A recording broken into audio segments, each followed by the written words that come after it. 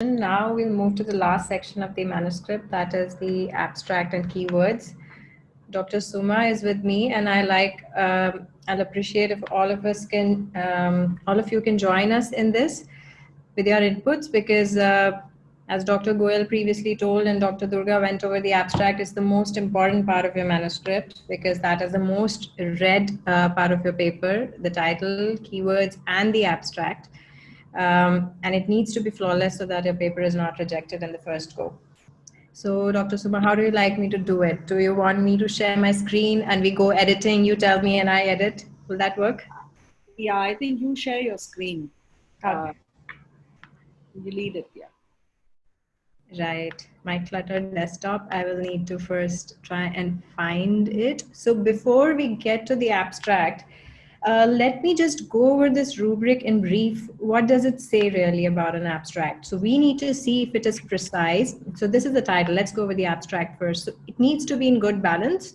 So most of the section, the elements should be equitable in distribution, not really equitable, but appropriately distributed. Like conclusion can be shorter, results needs to be more bulky. Then for the background, limitations and hypotheses, all the key elements should be present and everything needs to be concise. That's the most important bit in an abstract. You need to be concise because you have a pre-specified word limit, which can be as short as 200 words at times. And then for the methods, everything should be present again and concise, and results, it goes the same. And discussion is usually not there, but conclusion should be crisp and should tell you all the important results, putting them in the right perspective. So keeping this in mind, we move on to the abstract. And this is the corrected version, but here we go. So Dr. Suma, you're going to be the mentor for me today, and we look at the introduction first. So the balance, how do you think the balance is for this? Does it look balanced to you? Actually, see, an abstract is roughly supposed to be around 300 words Right. in general. So So we need to be careful how we, the proportion in which we allot the different parts of the abstract. So definitely, an introduction needs to be very, very brief in an abstract. This is probably overweighted to start off with. I mean, a lot of the information in the introduction is probably unnecessary to be in the abstract itself. Like it could be possibly when you start the writing the article, at that point you could have this background information. But for the right. abstract itself, there is a bit too much there in that first paragraph. So yes, it is 363 words, and I do think that the methods, results, and the introduction, they're roughly the same size, which is not in balance because the introduction could be shorter so that we can put more weight into the results. So keeping that in mind, let's go to the introduction section and read it one by one. It starts with some history, which should not be there in an abstract, I suppose. So maybe this is, and then it talks about chikungunya, how it spreads, which is again not relevant. This is an RCT, and it talks about the evidence base. It's trying to create an evidence base for management of chronic chikungunya arthritis. So probably we can chop this off. Yeah. This is not required either. And then in a proportion of patients, it may run a chronic persistent phase. Yes, this is very relevant. So we say that we first need to say what is CA. So chikungunya arthritis. And then we define it so that, because we're going to be really miser here with words, we want to reduce them as much as possible because we want to put all the important information there for the editors to find there, so they don't have to go to the manuscript in entirety before they allot it to a reviewer. So chikungunya arthritis might run a chronic, it may run a chronic course. So this is how we reduce words, right? And the treatment for this phase is not very clear. Yes, this is okay. Do you agree, Dr. Suma? This should be fine? Yeah. So the objectives of this study were to evaluate. Was to evaluate. So we can say we studied or we evaluated. So the words come down again. We evaluated the efficacy of DMR. So this is something we should like to expand. I'm not doing it now for the sake of time, but This you need to expand any sort of abbreviation that you're using. Combination in the persistent CA in a group of patients with chronic CA. So we evaluated the efficacy of DMR combination, but they've studied a combination versus monotherapy. So this is not accurate. You say versus monotherapy. In the persistent CA in a group of patient chronic CA, oh, there's a lot of repetition here, right? So Yes. maybe we say in chronic CA. Yes, in chronic CA. So we evaluated, and then response to therapy is obvious. So at 3 and 6 months. Right, so we have significantly reduced it now. Are you satisfied, Dr. Suma? Is this okay? I think this is adequate. Right, so now So, we come to the methods. so methods, again, I think need, first of all, if you look at the way that paragraph is constructed, there's a lot of confusion. Before we go to the language itself, so it says consecutive patients were screened for eligibility to receive either combination D parts or monotherapy with methotrexate. Subsequently, it says HCQ monotherapy. So there's a lot of, Yes. I mean, that is hugely, it's a significant error there, which needs correction. So Oh, and that's, it's also repetition, so I'll chop it off. I'm going to be brutal today. So consecutive 139 patients, patients with persistent CA. Sometimes it's not very nice, but when we're really short of words, I even chop this off. It's obvious we're talking about patients, isn't it? So 139 persistent CA was screened for eligibility. These patients were randomized to receive either combination therapy. So all abbreviations ideally should be expanded when you use them for the first time, or continue, or HCQ monotherapy. This conveys the same meaning, so we don't need to put extra words there. And then both groups received oral prednisolone up to 6 weeks. Up to, again, 2 words, for 6 weeks. or 6 weeks. The disease activity was measured. So ideally, it should be a primary outcome and a secondary outcome. That's how we put it. But I don't think it was that way in the manuscript, maybe. So we can stick to this. The disease activity was measured by DAS ESR, comma. So we chop off all these words. Yeah, IHAC but they and need to be PMS. expanded. Yes. So we would not do that, but we are reminding you here that you will need to do it in your manuscript. Then follow up. These activities were measured by this, and follow up was for 6 months. And Patients were followed up for 6 months yeah, with recording of the we address. can say at baseline and 6 months, 6 months. right? Or maybe you did 3 months as well, then you write 3 and 6 months. And adverse events were recorded. Adverse events are important because that shows you're not trying to conceal anything. So I'd keep that. Then going to the results, 74 patients were finally randomized. Okay, you're really tired here. And you will say, okay, finally we are here, but no, we're not going to keep that word. So 74 patients were randomized, 37, 2 combination, okay, 2 can go. And 35 receive is obvious. We've talked about receiving monotherapy. Yep. The mean The age. mean age, okay, so now they're saying that the mean age was this and this, and the gender distribution was equal. And then they again go on to say that both the groups were That well need matched. to come in an abstract, isn't it? Yes, it could, but if there was a baseline difference, if they're same, which they ought to be. So you can just put it in 2 words. 74 patients were randomized into matched into comparable groups. Yeah. That's so many words gone, right?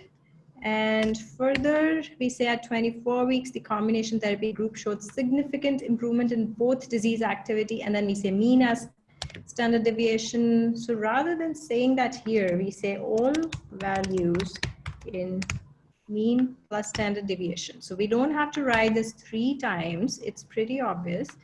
We write it here, and then just the values remain over here.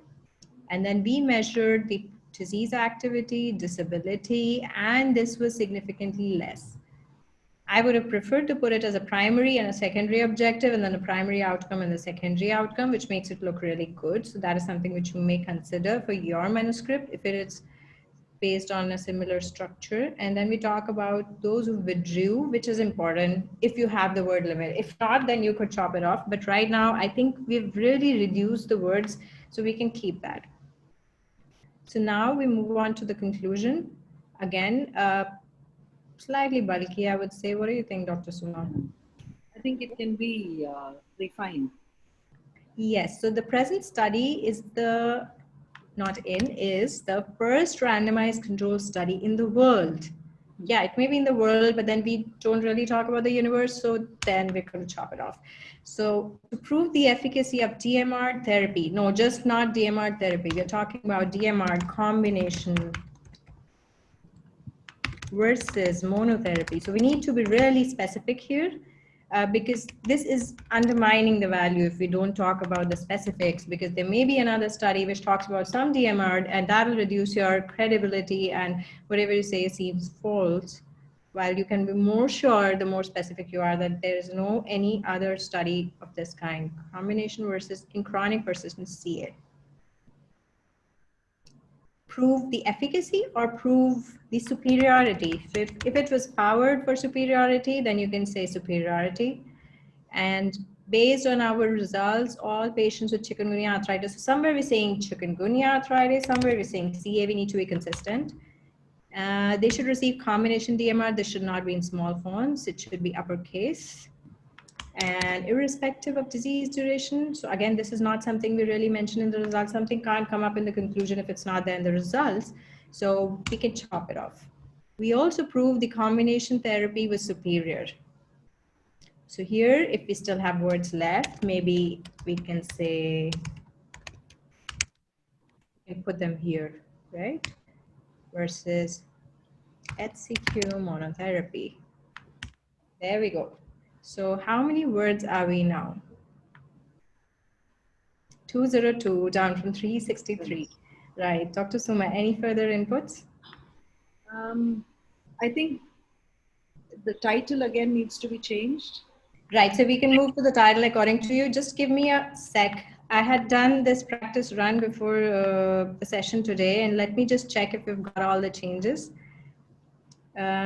Yes, we in fact ended up doing some extra changes, but looks like we included everything.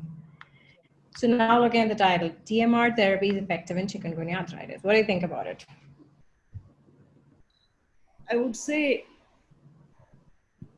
efficacy of DMARD therapy in chikungunya arthritis, a randomized controlled trial. So I invite the house now to give their inputs. You can please feel free to unmute yourselves and tell us how you would like the title to be.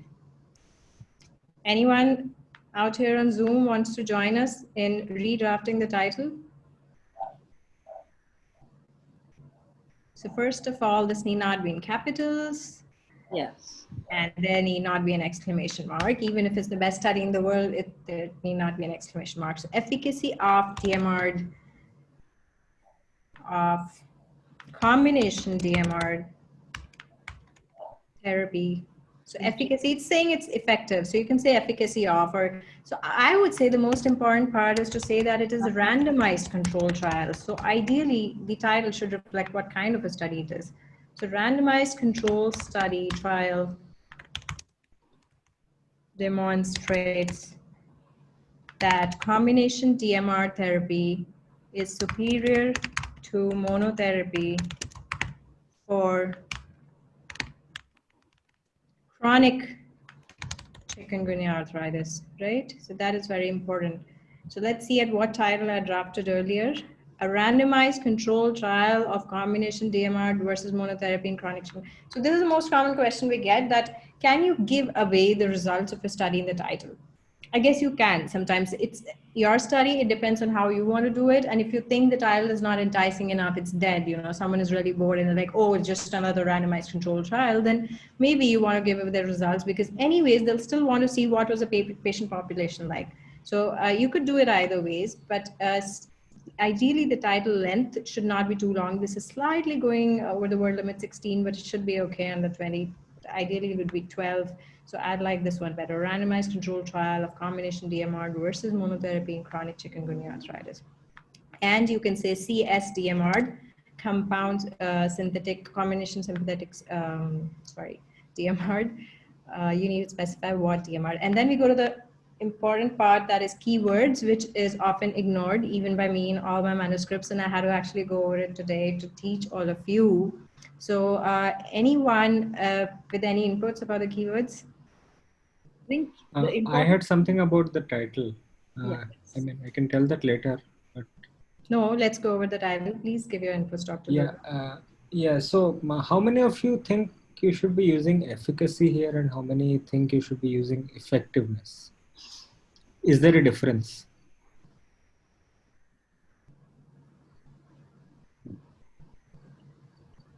Any suggestions? Efficacy means it's basically you're not announcing the result, and effective means you're stating the result in the title.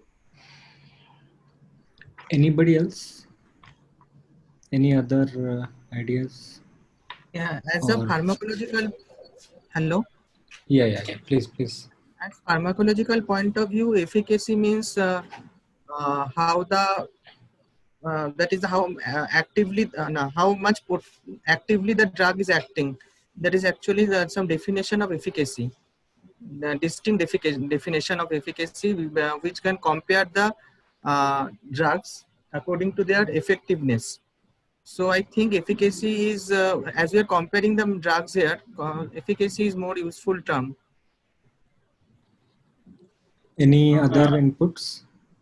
the efficacy is from the point of the drug combination or the drug per se. Effectiveness is in the point of what is the response the patient has in the patient's perspective. As far as chronic chikungunya arthritis, the outcomes are concerned. So yeah, efficacy. I would prefer effectiveness to efficacy. Okay. Any other inputs?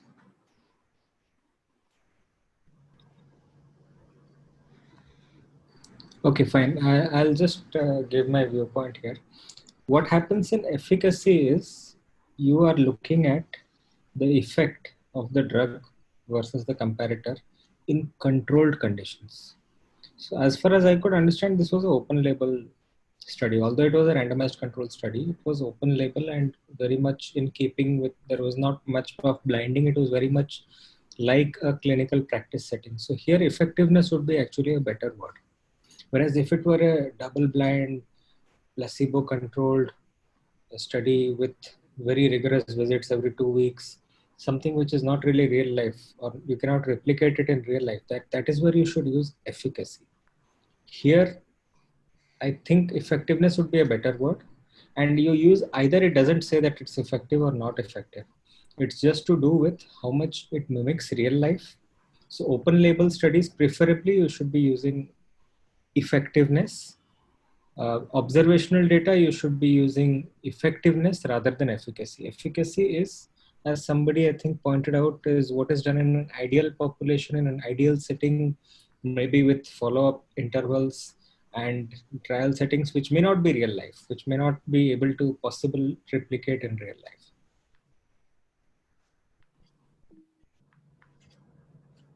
Right. Thank you, Dr. Durga. Now we move on to the keywords. That is the last part of today's session. So that is viral arthritis, methotrexate, epidemic, musculoskeletal. Dr. Suma, what do you think about those? See, the one thing is the keywords is something that's going to improve our citation, uh, saying at the end of after we've done a publication. So we do have to be careful in how we choose them. It's not something that I've concentrated upon, but it is actually really important to think about them in advance. So here, chikungunya is not present at all in the list of keywords given, and that is primarily, where we have done this research. So chikungunya arthritis, then combination DMARD therapy, rather than just methotrexate, it should be there. Then chronic persistent, possibly that needs to feature as well because this thing. And what else? There could be a Right. range of things that you could give. So how, if you were working on something which you're not so familiar with, how would you know that these keywords are right? Okay, we have a list here, but Yeah, the mesh guidelines. right. So mesh is basically, mesh network is medical subject headings. And these are the key terms which help. And if you use the right terms, then they'll come up in your database in the PubMed and Medline. It'll come up when searched with those terminologies. And researchers who are familiar with these terms will use the right terms while searching, especially if it's a systematic review or someone is conducting a narrative review or case-based review. You really want your article to feature there. And it should not be just because you were too tired at the end of the manuscript to drop the right key terms, which often is the case. So today, to teach you, I went over this mesh terms and what are the various ways in which we can get to it. And I'd say the simple solution is mesh on demand, my recommendation for today. And it's very easy for people like me who don't like to do it the harder way. So you just put the title there and you search. So it will itself suggest the key terms. That is the simplest way of generating key terms, because however hard you try, you may be wrong sometimes and you may not be totally accurate. So see, anti-rheumatic agents, you see, it's agents, it's not drugs. You know, there's no dash between anti and rheumatic. So if you were to put in the key terms, you were likely to be wrong. Chikungunya fever, we would have never written that, you know. Arthritis rheumatoid, because rheumatoid-like manifestation is what chronic chikungunya is all about. Combined modality therapy, we would have never got at this, you know. And then here is our abstract. Another easy way, if we don't come up with enough keywords by this strategy, the mesh on demand also allows you to put in the abstract and search. And typically, because it's a large body abstract, there'll be more words scanned and there'll be more options coming up, which you can very conveniently choose or choose to keep or reject from your final keywords. And depending on the journal specifications, the number of keywords allowed can differ. My internet is slightly slow today, but yes, this is the preliminary search I conducted earlier. And the terms that came up was humans. Okay, we don't want humans, but hydroxychloroquine, methotrexate, sulfasalazine, chikungunya fever, combined modality therapy, prednisolone, and pain. Yes. So some of these can definitely be picked up. This is the easy strategy, and that is my 2 cents for today. With that, we come to the end of the session, and thank you all for joining us, and invite questions related to the manuscript or anything else.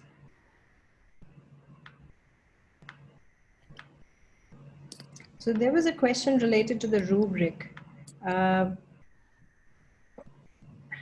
regarding the scoring system. Yeah, I think Latika, you just send them the rubric system. Right. There are No, couple of things about the this thing. I just wanted to. I think the keywords. Suma said very well. So all the words in your title and everything you put in the keywords are actually keywords. So if you were to increase your sort of, you